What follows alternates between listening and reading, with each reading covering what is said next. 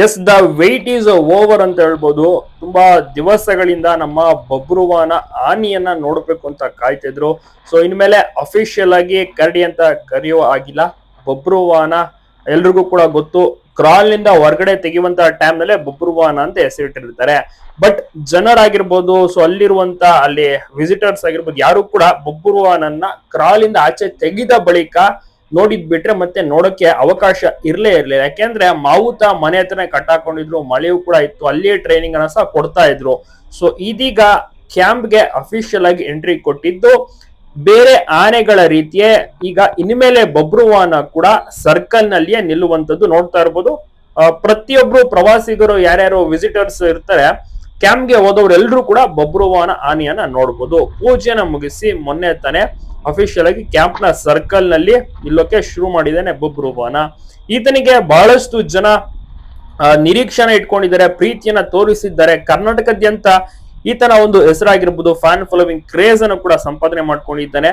ಅಷ್ಟೊಂದು hype create ಆಗಿದೆ ಬಬ್ರುವಾನಗೆ. ಯಾಕೆಂದ್ರೆ ಸಕಲೇಶ್ಪುರದಲ್ಲಿ ರಾಜಾರೋಷವಾಗಿ ತಿರುಗಾಡುತ್ತಿದ್ದಂತ ಒಂದು ಆನೆ ಇದು. ಸೊ ಹೀಗಾಗಿ ಅದಕ್ಕೂ ಇದಕ್ಕೂ ಬಹಳಷ್ಟು ಲಾಟ್ ಆಫ್ ಡಿಫರೆನ್ಸ್ ಇದೆ. ಆಗ ಕಾಡಾನೆಯಾಗಿದ್ದ, ಸಿಕ್ಕಾಪಟ್ಟೆ ಆಕ್ಟಿವ್ ಆಗಿ ತಿರುಗಾಡ್ತಾ ಇದ್ದ, ಆತನದ್ದೇ ಜಾಗ, ಆತ ನಡೆದಿದ್ದೇ ದಾರಿ, ಎಲ್ಲಾ ಹಳ್ಳಿಗಳಲ್ಲೂ ಕೂಡ ಸುತ್ತಾಡಿದ್ದಾನೆ. ಎಲ್ಲಾ ಕಾಡಿನಲ್ಲಿಯೂ ಕೂಡ ಸಕಲೇಶ್ಪುರ ಭಾಗ, ಬೇಲೂರು ಭಾಗದಲ್ಲಿ ತಿರುಗಾಡಿದ್ದಾನೆ.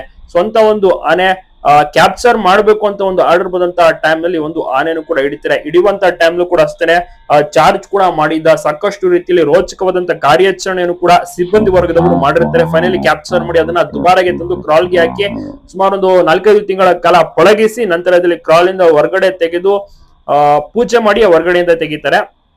ನಂತರ ಅದನ್ನ ಮಾವುತ ಮನೆ ಹತ್ರನೇ ಕಟ್ಟಾಕೊಂಡು ಅಲ್ಲಿ ಟ್ರೈನಿಂಗ್ ಅನ್ನ ಸಹ ಕೊಡ್ತಾ ಹೋಗ್ತಾರೆ. ಮಾವುತ ಹೆಸರು ಕರಿಯಪ್ಪ ಅಂತ, ಅವರೇ ಟ್ರೈನಿಂಗ್ ಅನ್ನ ಸಹ ಕೊಟ್ಟು ಅವರೇ ಮುಂದಿನ ಕೂಡ ಫ್ಯೂಚರ್ ನಲ್ಲೂ ಕೂಡ ನೋಡ್ಕೊಳ್ಳುವಂತದ್ದು.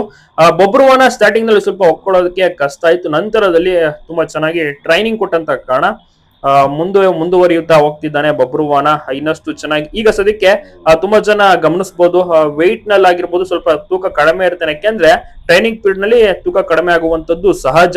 ಫ್ಯೂಚರ್ ನಲ್ಲಿ ಒಳ್ಳೆ ಹೈಟ್ ಮತ್ತೆ ಒಳ್ಳೆ ತೂಕವೂ ಕೂಡ ಆಗ್ತಾನೆ. ಸುಮಾರು ಏಜ್ ನೋಡೋದಾದ್ರೆ 40 ವರ್ಷ ಚೆನ್ನಾಗಿ ಇರುವಂತ ಒಂದು ಆನೆ.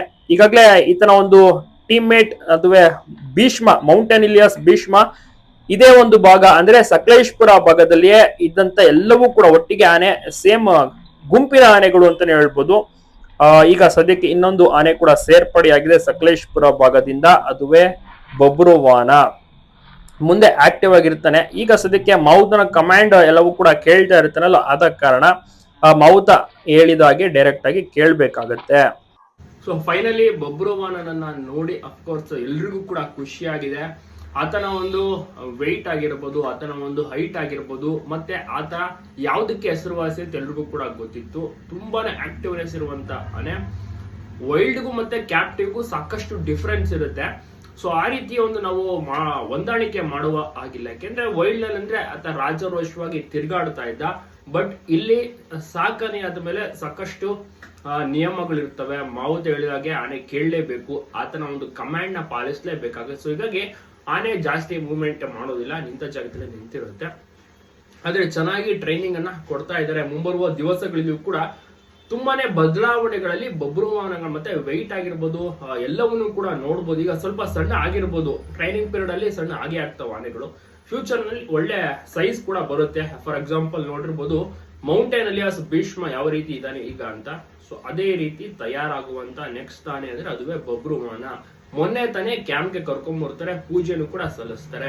ಇಷ್ಟು ದಿವಸ ಕಾಡಿನಲ್ಲಿ ಮಾವುತ ಮನೆ ಹತ್ರನೇ ಕಟ್ಟಾಕಿ ಟ್ರೈನಿಂಗ್ ಅನ್ನ ಕೂಡ ಕೊಡ್ತಾ ಇದ್ರು. ಸೊ ತುಂಬಾ ತಿಂಗಳ ಬಳಿಕ ಬಬ್ರುವಾನನ ನೋಡ್ತಾ ಇರೋದು. ಕ್ರಾಲ್ ಇಂದ ಹೊರಗಡೆ ತೆಗೆಯುವಂತ ಟೈಮ್ ನೋಡಿದ್ದು ಬಿಟ್ರೆ ಮತ್ತೆ ಯಾವತ್ತೂ ಕೂಡ ನಾವು ಬಬ್ರುವಾನನ ನೋಡಕ್ಕೆ ಸಾಧ್ಯ ಆಗಿರ್ಲಿಲ್ಲ. ಸೊ ಈಗ ಒಂದು ಕ್ಷಣ, ಇನ್ನು ಮುಂದೆ ಪ್ರತಿದಿನ ಕೂಡ ಸರ್ಕಲ್ಗೆ ಬಂದು ನಿಲ್ಲುವಂತ ಬಬ್ರುವಾನನ್ನ ವೀಕ್ಷಕರು, ಅಲ್ಲಿರುವಂತ ಅಂದ್ರೆ ಟೂರಿಸ್ಟ್ ಯಾರೆಲ್ಲ ಹೋಗ್ತಾರೆ ಎಲ್ಲರೂ ಕೂಡ ನೋಡ್ಬೋದು.